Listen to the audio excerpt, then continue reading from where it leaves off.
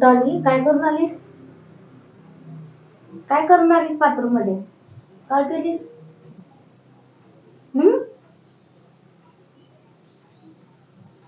खेळ चालू झालाय वाटतं तुझा, हे का नाही? चालू झालाय का खेळ? चल या.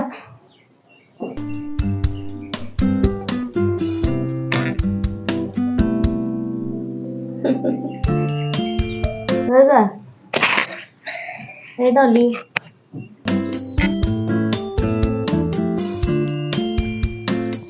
ती पळापळ चालू झाली, पळापळ. सोड.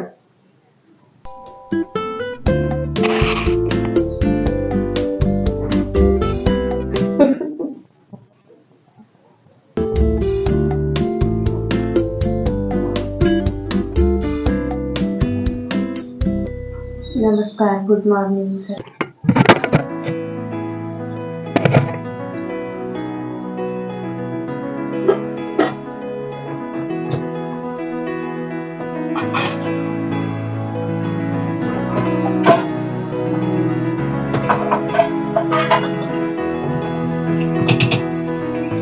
कुठे गेली डॉली? डॉली, काय चाललंय तुझं? खेळ चाललंय काय? हा, दूध पिलीस काय तू? डॉली,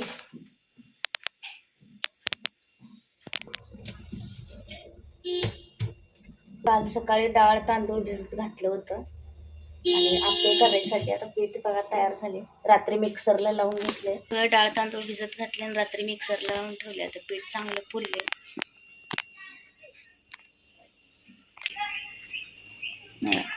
पीठ चांगलं तयार झालं. तांदूळ त्यानं आपण भिजत ठेवतोय त्यावेळी काय करायचं, असं पातेलं ठेवल्यानंतर ह्याच्यावरती की नाही टॉवेल झाकायचं, पूर्ण टॉवेलनं झाकून ठेवायचं. असं छोटं नॅपकिन टॉवेल असते की नाही ते असं झाकून ठेवले पीठ चांगलं फुलते. तर रात्रीच भिजवलेलं मी. तर बऱ्याच दिवसापासून आप्पे केले नव्हते म्हणून म्हटलं चला करूया. तांदूळ, हरभऱ्याची डाळ, मूग डाळ, उडीद डाळ आणि अर्धा चमचा मेथीची दाणे असं भिजवलेलं आहे. राशनचा तांदूळ भिजवलेला आहे मी. राशनच्या तांदळाचे पण चांगलेच होते.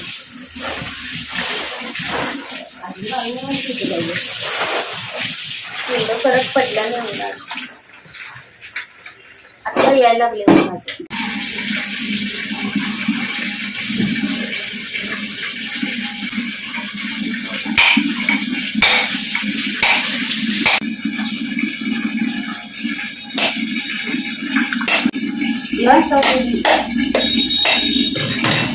तरी खराब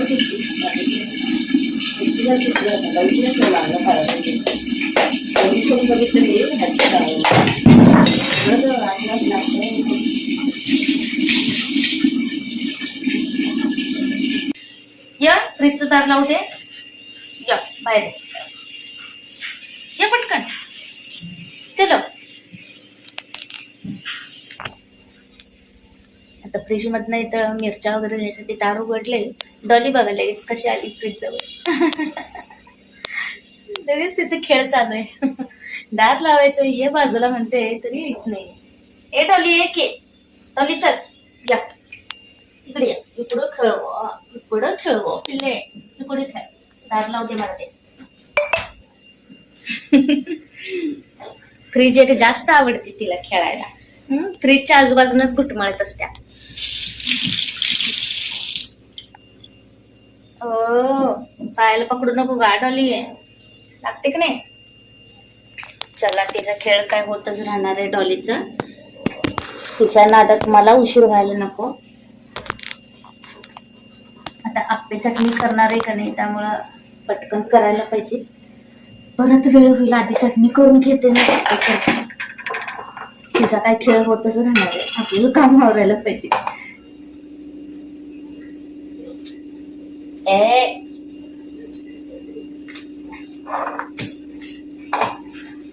एक काहीतरी करायचं म्हणल्यावर त्यासाठी 10 वस्तू घ्यायला लागतात, हे का नाही.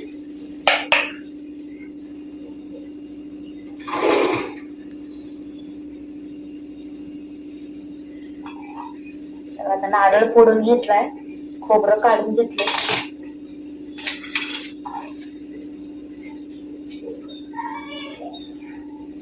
नारळातनं खोबरं काढताना किचकट काम वाटते ना आपल्याला, फोडून काढेपर्यंत निघत नाही, नारळ घट्ट असतो. म्हणून काय करायचं, सगळा नारळ फोडून घ्यायचा आणि एक असं जाड टोकाचं चमचा असते की नाही, छोटा स्पून, त्याच्यानं काढायचं ते खोबरं. कोण कोण चाकूच घेतात, चाकूनं काढतात, पण नाही बाबा, चाकूनं काही नाही, कारण चाकू हातातनं निसटते आणि कापू पण शकते. कारण मला तसा अनुभव आहे. एकदा मी खोबरं असं काढत असताना की नाही, डायरेक्ट चाकूनं काढायला गेले आणि चाकू माझ्या हातावर आला सरळ. त्यामुळं बोटाला चोरत कापलं होतं. त्याचं वन अजून पण आहे. झाली आता खूप जुनी गोष्ट. तेव्हापासून मी ना कानाला काढायला होते. खोबरं काढत असताना चमच्यानेच काढते, चाकू घेतला आणि चमच्याने पटकन निघते. पण त्यातलं जे नारळ असते ना, आता गडबडीत आपल्याला जर नारळ काढायचं असेल, खोबरं काढायचं असेल, तर मग चमच्यानं काढू शकते, त्यातनं बरोबर निघते. काय करायचं, आपल्याला काही गडबड नसेल, थोड्या वेळानं जर खोबरं वगैरे लागणार असेल काढून, तर मग थोडा वेळ फ्रीजमध्ये ठेवायचं. नारळाची वाटी हाय असं फोडल्यानंतर ठेवायचं, मग ते काय नंतर निघते. जरा फ्रीजमध्ये ठेवायचं आणि त्यानंतर खोबरं काढायला घ्यायचं, लगेच निघते. मग खोबरं, कच्चं शेंगदाणे, फुटाण्याची डाळ नसली तर आपले ते अखंड चणे असतात की नाही, हरभऱ्याचे, ते घ्यायचं. नंतर कढीपत्ता, आलं, लसूण थोडा घ्यायचा, 1-2 पाकळ्या घ्यायच्या. नंतर लसणाचा वास जास्त येतो चटणीला. आलं घ्यायचं जास्त, कोथिंबीर, मिरची, कढीपत्त्याची पानं, हे असं सगळं मिक्सरला वाटून घ्यायचं. तर या पद्धतीने मी करते चटणी. खूप भारी होता बघा, चवीला.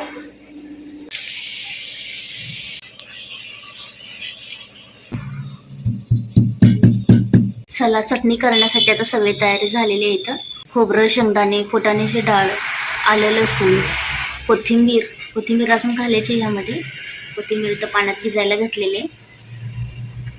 मिरची, कढीपत्ता, एवढं सगळं टाकलेलं आहे. आता यामध्ये थोडंसं जिरं टाकायचं आणि धुतलेलं कोथिंबीर घालून आता मिक्सरला वाटून घेऊन आपली चटणी तयार होते. चटणीला तडका पण द्यायचा आहे अजून.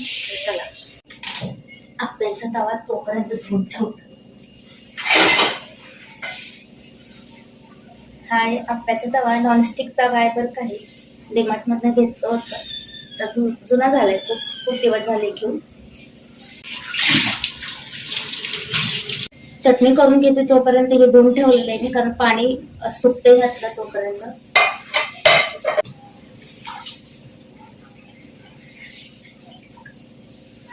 कोथिंबीर अशी पाण्यात भिजवून घालून ठेवली की ह्यातली जी माती असते बारीक, सगळे तळाला जाते आणि कोथिंबीर स्वच्छ होतात.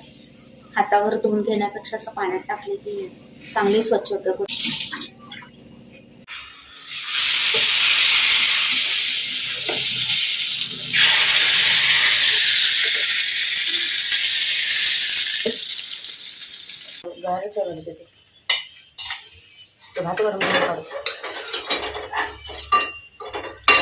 गरम झाल्याकडे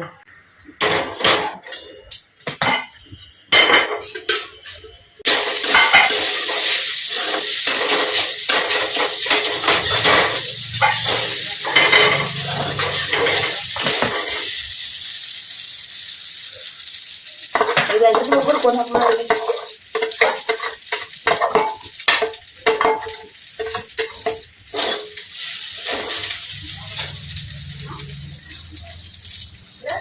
डॉली, तू आता फटके खाणार? फटके खातीस बाप. आधीच तिथं बसू नकोस म्हटल्यानंतर जाऊन बसलीस आणि आता परत पळापळ करायला लागल्यास. तुला बाथरूम मध्ये जायला सांगितले का नाही? होय, कुठं लपाल्यास आता? काम वाढवून ठेवू नकोस.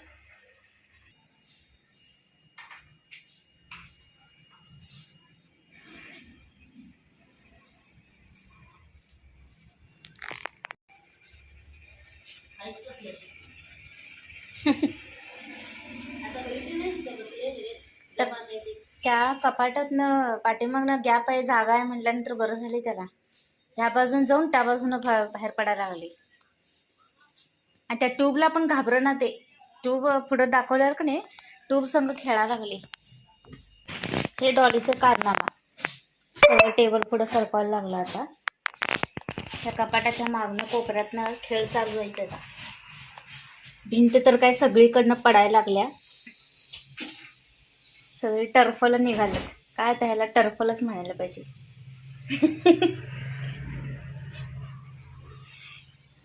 सगळं फाटल्यासारखं झाले आता. रिपेरीला आधी कसलं झाले. ह्या बाजूला तर काय मोठं भगदाडच पडले. खालीपर्यंत गेली ती. खालची बाजू फक्त ती वरचीच भिंत तेवढी वाचल्या. तिथे पडले वरपर्यंत जरा जरा जातेच. पण इथनं सगळं पूर्ण खालीपर्यंत का नाही असं सगळं निघल्या टर्फल. इकडचं पण सगळं झाले असं.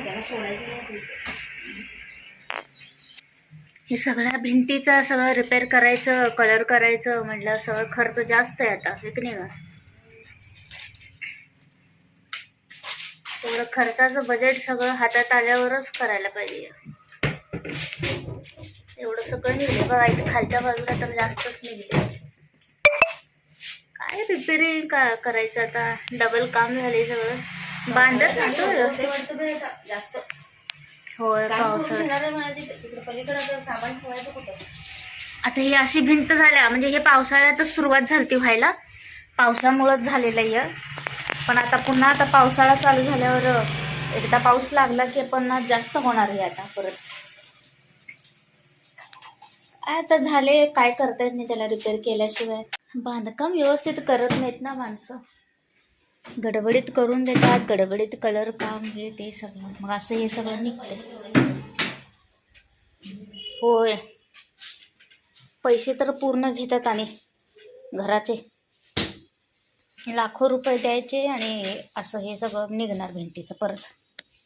काय करायचं बघा. ही डॉली इथं चालू झाले कामाचं.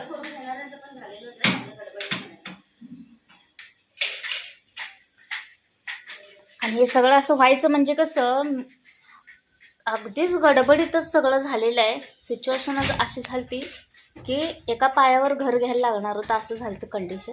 त्यात हे नवीन बांधकाम होतं. कलर काम पण त्यामुळं गडबडीत केलं आणि गडबडीतच राहायला आलो. त्यामुळे हे सगळं निघालेलं आहे. कंडिशन असं झाली, प्रॉब्लेम असं झालं की काय घर कुठं मिळतच नव्हतं. आता काय अडचणी काही कमी आहेत का आयुष्यात. सारखंच काय नाही काय पाठीमागं लागलेलं असतेच. एक झाले की एक. 2 दिवस चांगला आहे म्हणून असतं, तिसऱ्या दिवशी काही नाही काय अडचणी स्वतःहून येतात. माणसांच्या चुकीमुळं पण अडचणीला सोडा. पण आमचं आयुष्यात असं आहे की कधी कधी माणसांच्या चुका पण असतात. पण माणसांच्या चुका नसताना पण अडचणी भयंकर येतात समोरूनच. आपण जरी शांत असलो तरी पुढनं काय अडचणी कधी येईल किती येईल काय सांगता येत. असं चला चालायचंच हे सगळं. हेच आयुष्य आहे म्हणायचं आपलं. काही ना काही मार्ग असतोच प्रत्येक वेळी काढायचा. कारण तेच रडगाणं गात बसलो, लोकांचा विचार करत बसलो, कोण काय म्हणाल काय, तर आपलंच नुकसान होत राहते त्यात आणि आपलंच काम कुठलं होणार नाही. आपण मागं पडते. त्यामुळे रडत बसण्यापेक्षा काय सोल्युशन निघतंय आणि पुढे आपण कसं जाईन काय करेन ह्याकडे लक्ष द्यायलाच बरं आहे की नाही. झाडू पण लई तुटलाय हात दुखायला लागलं. कवा येते काय माहिती झाडू. झाडू ऑर्डर केल्यास ना तुम्ही शिवर? अजून आलं नाही बघ. ते कसं ठेवायचं काहीच कळत नाही. ते छोटा टेबल पण नाही आहे. जो ड्रॉवर आणि कपाटाचा टेबल असतो मी छोटा, तो घ्यायचा म्हणतोय. पण आता कधी घ्यायचं होते काय माहिती. तोपर्यंत हे असं बारक्या टेबलवरती ठेवले बघा. हे सामान असलं बारीक साईज रोजच्या वापरातलं भरपूर सामान असते.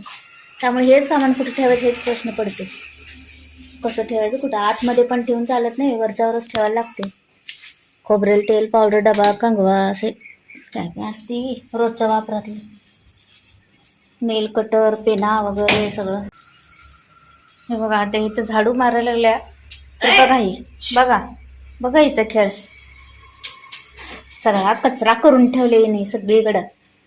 इकडे डॉली डॉली चल ये. डॉली टॉली टॉली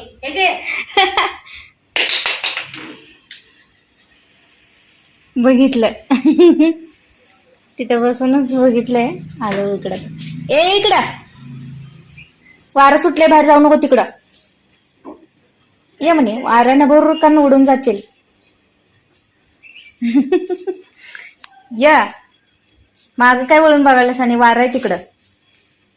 जरा पाठीमाग वारं लागल्यावर मग वळून बघते. सगळीकडे लक्ष असते.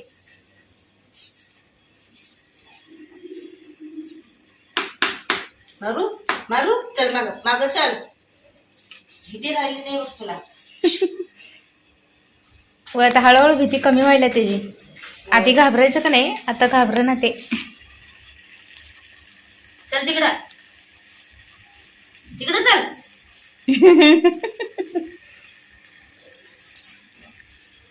हे बघ गणी मी कावा कराली ते लपून हल्ला करतो म्हणाले.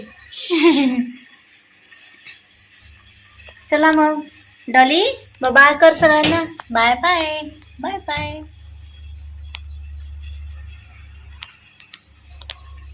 चली चला मग भेटूया पुढच्या व्हिडिओमध्ये. आता झाडू मारून घ्यायचं काम चालू आहे आणि बघूया आता डॉलीचा खेळ कधी संपतोय का आणखीन पसारा वाढवून ठेवत्या. चला बाय बाय करा. तिकडं बघ. Bye bye bye bye.